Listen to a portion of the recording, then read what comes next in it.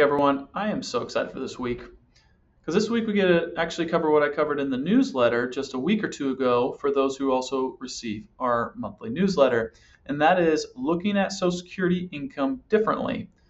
What size portfolio or how much would you need to set aside in savings in order to generate a like kind income stream that you receive through Social Security?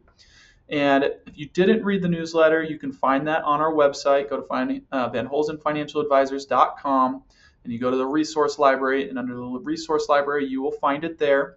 But I want to give you some examples and highlight it even further through this video series.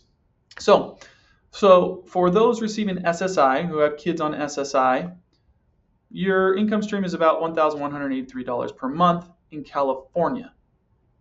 We're going to round down, and let's assume that it's $1,000 a month. Well, $1,000 a month, that's $12,000 a year.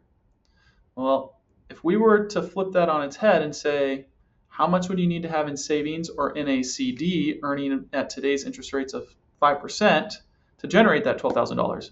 We'll take $12,000 divided by 5% equals $240,000. You would need to save an additional $240,000 to generate that same $12,000 income stream for your child with special needs.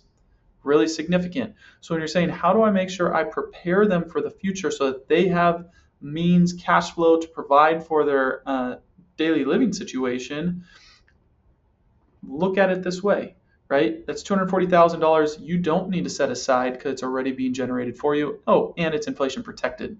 So now all the additional savings would be a complement or a supplement to that, which, as we all know, living in California, it's not going to provide for all the needs on a month-to-month basis, but it is a helpful supplement.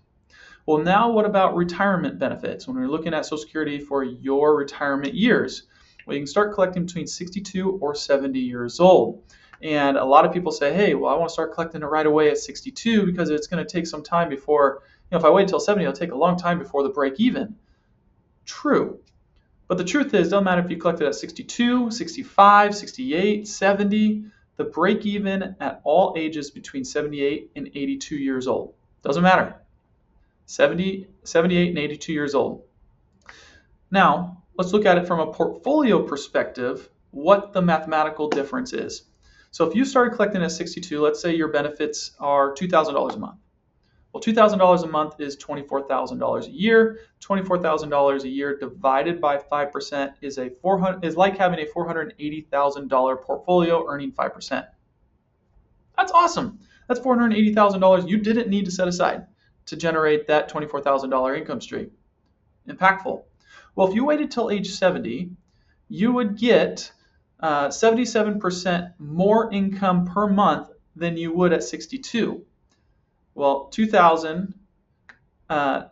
take $2,000 and add that 77%, that's $3,543 per month. $3,543 per month is $42,514 per year. Take that $42,000 divided by 5%, you're going to get $850,000. $480,000 versus $850,000. Really significant difference of the amount of savings you would have had to set aside if you started collecting it at 62 versus at age 70. Impactful. Even more impactful is when we look at COLA inflation adjustments, because those COLA inflation adjustments are based on the amount of income you are collecting. So there's a compound effect to those COLA adjustments as well when you delay.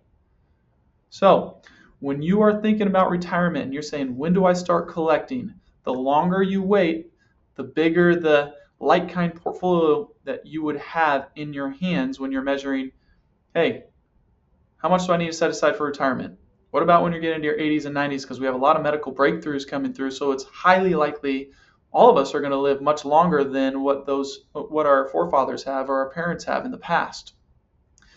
When we look at the income, when you have a higher income stream coming from Social Security that's guaranteed, now we know how to balance your portfolio with other investments differently because it's being less, you're not needing to pull as much out of the portfolio because you have that additional income from Social Security.